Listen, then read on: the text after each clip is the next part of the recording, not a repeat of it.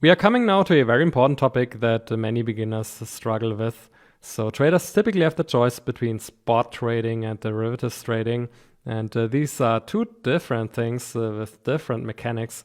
And you should definitely understand the difference and in particular the pros and cons of derivatives trading. And let's start with the simple case, spot trading or spot investing.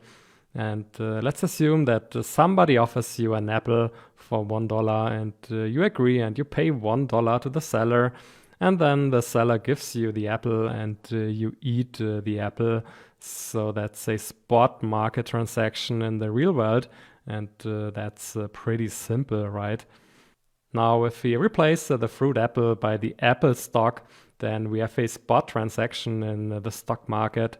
So you pay money and you become the owner of an Apple stock, and you can do with it whatever you like. So in the financial industry, spot trading involves direct purchasing or selling financial instruments and assets like stocks, bonds, forex, or cryptocurrencies. And typically the delivery of the asset is immediate. So spot trading occurs in spot markets, which are either exchange-based or over the counter. So that's the definition that you can find on Binance. And let's have here an illustrative example. So we have the buyer and he has some money. And then we have the owner and the seller of a financial instrument. So for example, an Apple stock, and the owner actually holds a certificate of ownership. So in the earlier days, this was a physical paper, but nowadays this is a digital paper, so to say. And then the buyer pays the full price, and he receives the certificate of ownership. So the buyer becomes the new owner, the new legal owner of the asset. And now let's have a look at some characteristics of this spot transaction. So we have a transfer of ownership. So the buyer becomes the new legal owner of the financial asset. And actually the buyer pays the full price. And that seems to be self-evident. But we will see that this is not necessarily the case when dealing with derivatives. Next, in spot markets, sellers can actually only sell what they actually own. And if the seller doesn't own the Apple stock, he or she can't sell it. And as a side note, there's the concept of short selling, which is actually not part of this course here. And finally, the major use case of a spot transaction is buy and hold. So you buy a security, an asset, and you hold it for a very long time period, and you hope for a long-term price appreciation. So this is spot trading, and now let's compare it with derivatives trading.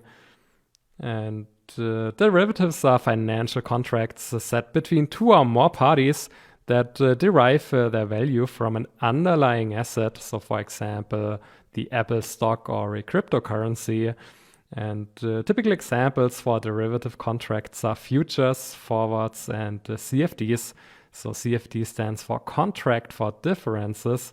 And these are not the same.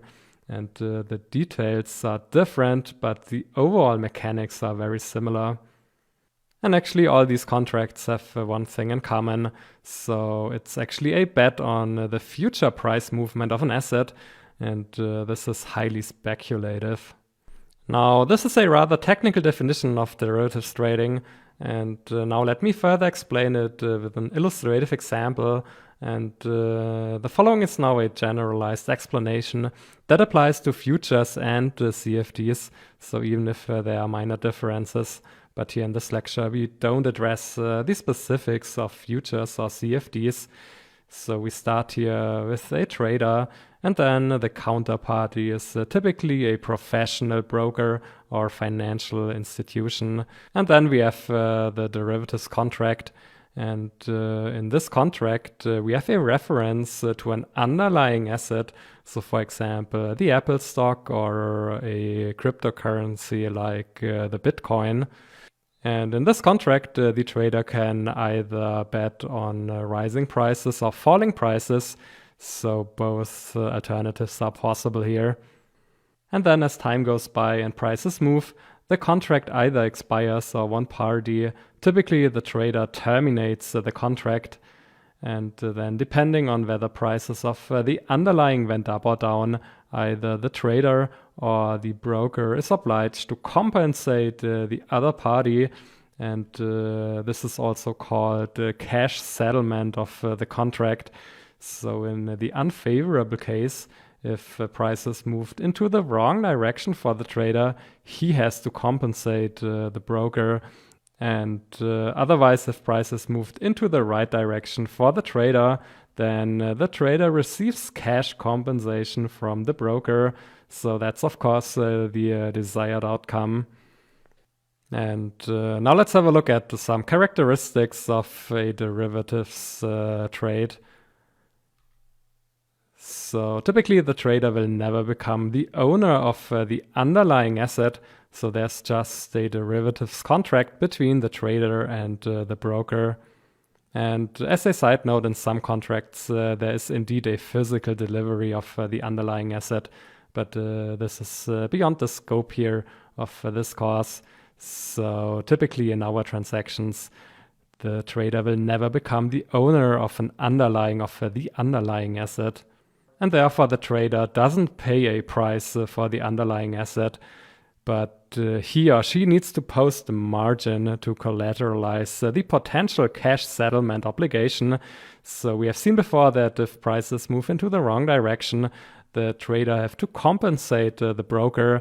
And at the beginning of the deal, the broker requires some collateral.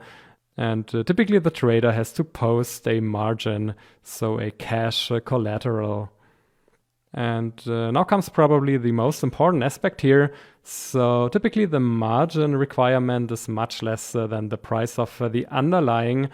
And this allows derivative traders to make high losses and of course also high profits with only few cash in the pockets.